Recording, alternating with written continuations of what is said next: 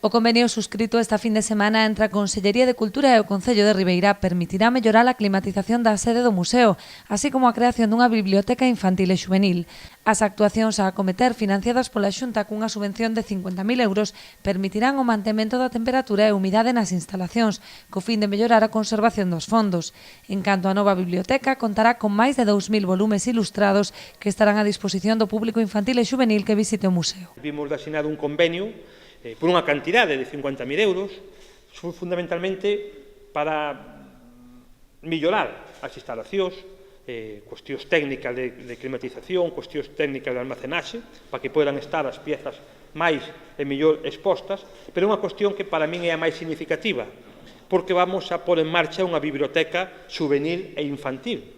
para que se poidan vir aquí pois, os mozos e as mozas non só a consultar, a ver, pois a disfrutar dos gravados, senón tamén a poder consultar e ver o rico fondo bibliográfico que aquí temos. Hai auténticas xollas bibliográficas. E o feito de que poidamos, de algún xeito, vencellar a educación coa cultura e a cultura coa educación, tendo como eixo transversal pois a arte e o gravado, pois é realmente pois algo que tamén pois, nos enche de orgullo e que realmente estamos encantados de poder colaborar.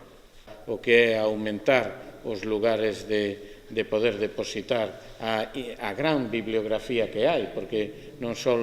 é un museo do gravado, senón que, a verdad, libros con grabacións, pois posiblemente nos decían que sea o máis importante dos que existe en todo o territorio español, e, polo tanto, a veces... Tras a asinatura do convenio, o conselleiro de Cultura participou na entrega do Premio Atlante, que recaeu sobre a artista pobrense Aida López Fernández. Organizar este premio y a todas las personas que de una manera u otra me apoyaron para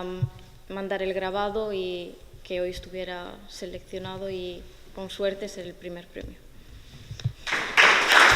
Asistiron tamén a este acto o fundador do museo Javier Expósito e Ramiro Carregal, promotor e mecenas deste premio.